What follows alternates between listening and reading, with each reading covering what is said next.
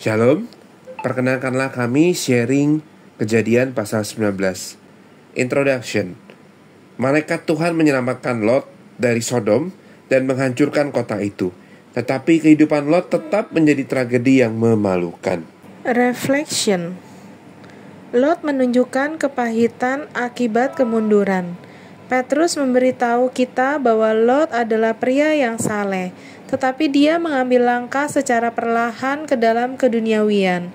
Pada akhirnya, Lot kehilangan kekayaannya, istrinya, kesucian anak-anaknya, kesehatan mentalnya, dan martabatnya sendiri, dan hampir kehilangan nyawanya. Ketika dunia berjanji untuk menyenangkan kita dengan dosa, bagaimana kita bisa menggunakan riwayat hidup Lot dan istrinya untuk menolak kesenangan dunia? Penjelasan ayat 1. Pintu masuk kota adalah tempat pertemuan para pejabat-pejabat kota dan orang laki-laki lainnya untuk membahas kejadian terkini dan bertransaksi bisnis. Itu adalah tempat otoritas dan status di mana seseorang dapat melihat dan dilihat. Terbukti, Lot memegang posisi penting di pemerintahan atau berhubungan dengan mereka karena para malaikat menemukannya di pintu masuk kota. Mungkin status Lot di Sodom adalah salah satu alasan mengapa dia begitu enggan untuk pergi. Ayat 5. Frasa supaya kami pakai mereka berarti orang-orang ingin melakukan hubungan seksual dengan tamu Lot. Ayat 8. Bagaimana bisa seorang ayah memberikan putrinya untuk ditiduri oleh segerombolan orang mesum hanya untuk melindungi dua orang asing? Mungkin Lot berencana untuk menyelamatkan kedua putrinya dan tamu-tamunya dengan berharap bahwa tunangan anak-anak perempuannya akan menyelamatkan mereka, atau bahwa para pria homoseksual itu tidak akan tertarik kepada kedua putrinya dan akan pergi begitu saja. Meskipun itu adalah kebiasaan di zaman itu untuk melindungi tamu apapun resikonya, usul yang mengerikan ini mengungkapkan betapa dalamnya dosa telah merasuki ke dalam kehidupan Lot. Dia telah menjadi keras untuk perbuatan-perbuatan jahat di kota yang jahat itu. Apapun yang menjadi motif Lot, kita lihat di sini ilustrasi kejahatan Sodom yang mengerikan, kejahatan yang begitu hebat sehingga Allah harus menghancurkan seluruh kota. Ayat 13. Allah berjanji untuk menyelamatkan Sodom hanya jika ada 10 orang yang tidak bersalah tinggal di sana. Tentunya tidak ada 10 orang yang dapat ditemukan, karena itu para malaikat tiba untuk menghancurkan kota.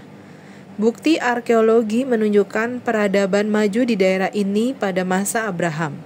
Sebagian besar peneliti juga mengkonfirmasi beberapa bukti kehancuran yang tiba-tiba dan dahsyat.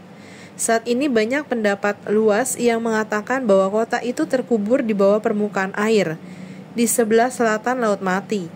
Kisah mengenai kota Sodom mengungkapkan bahwa orang-orang di zaman Lot harus berurusan dengan jenis dosa menjijikan yang sama seperti yang dihadapi dunia saat ini. Kita harus mengikuti teladan Abraham dalam mempercayai Allah.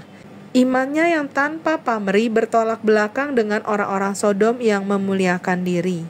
Ayat 14. Lot telah hidup begitu lama dan merasa puas berada di antara orang-orang durhaka, sehingga dia tidak lagi menjadi saksi Allah yang dapat dipercaya. Dia telah membiarkan lingkungannya membentuk dirinya daripada dia membentuk lingkungannya. Apakah orang-orang yang mengenal kita melihat kita sebagai saksi Allah, atau apakah kita hanya salah satu dari kerumunan yang berbaur tanpa disadari? Lot telah berkompromi sampai-sampai dia hampir tidak berguna bagi Allah. Ketika akhirnya dia berdiri, tidak ada yang mendengarkan. Apakah kita juga menjadi tidak berguna bagi Allah karena kita terlalu serupa dengan lingkungan kita? Untuk membuat perbedaan, kita harus terlebih dahulu memutuskan untuk menjadi berbeda di dalam iman dan tingkah laku kita. Ayat 16. Lot ragu-ragu, maka malaikat itu menangkap tangannya dan segera membawanya ke tempat aman. Lot tidak ingin meninggalkan kekayaan, posisi, dan kenyamanan yang dia nikmati di Sodom. Sangat mudah untuk mengkritik Lot karena dia begitu terhipnotis oleh Sodom. ketika pilihannya tampak begitu jelas bagi kita. Agar lebih bijak daripada Lot, kita harus melihat bahwa keraguan kita untuk patuh mungkin berasal dari daya tarik palsu dari kesenangan-kesenangan budaya kita. Ayat 16-29. Perhatikan bagaimana belas kasih Allah terhadap Abraham meluas ke Lot dan keluarganya. Karena Abraham memohon kepada Lot, Allah berbelas kasihan dan menyelamatkan Lot dari kehancuran hebat Sodom. Orang yang saleh sering dapat mempengaruhi orang lain untuk kebaikan. Yakobus mengatakan doa orang benar besar kuasanya. Semua orang Kristen harus mengikuti teladan Abraham dan berdoa agar orang lain diselamatkan. Ayat 24. Dalam kisah Sodom dan Gomora, kita melihat dua jenis karakter Allah. Kesabarannya yang besar setuju untuk menyelamatkan kota yang fasik hanya demi 10 orang baik, dan murkanya yang ganas menghancurkan kedua kota. Ketika kita bertumbuh secara rohani, kita seharusnya menemukan diri kita bertumbuh bukan hanya kepada penghormatan yang lebih dalam kepada Allah karena kemarahannya terhadap dosa, tetapi juga cinta yang lebih dalam kepada Allah karena kesabarannya ketika kita berdosa. Ayat 26. Istri Lot berbalik untuk melihat kota Sodom yang sedang habis terbakar. Karena melekat pada masa lalu, dia tidak mau berpaling sepenuhnya. Apakah kita menoleh kembali dengan penuh kerinduan kepada dosa ketika mencoba bergerak maju bersama Allah? Kita tidak dapat membuat kemajuan dengan Allah selama kita berpegang pada potongan-potongan kehidupan lama kita. Yesus mengatakannya seperti ini dalam Matius 6 ayat 24. Tidak seorang pun dapat mengabdi kepada dua tuan. Ayat 30-38. Dalam lanjutan kisah mengenai kehancuran Sodom yang menyedihkan ini, kita melihat dua wanita dipaksa untuk mempertahankan garis keturunan keluarga mereka. Mereka didorong bukan oleh nafsu, tetapi karena putus asa. Mereka takut mereka tidak akan pernah menikah.